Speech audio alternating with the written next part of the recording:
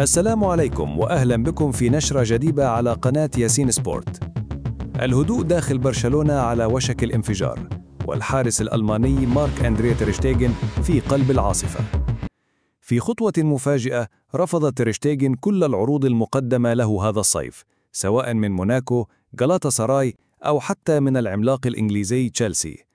السبب تمسكه الكامل بعقده الحالي أو الرحيل بشروطه الخاصة فقط.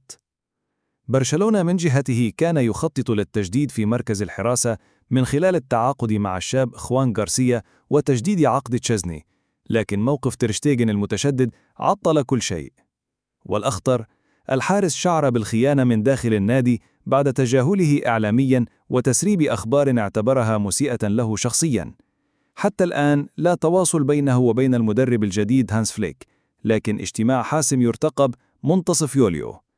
من جانبها الإدارة البارسا تفضل خروجه دون مقابل شرط عدم دفع كافة مستحقاته، فيما لا توجد أي مفاوضات رسمية لحل وسط. أما الحارس البولندي تشيزني فهو يملك اتفاقا شفهيا مع النادي منذ 3 أسابيع، لكن الحسم النهائي ما زال مؤجلا حتى يتضح مصير الحارس الألماني.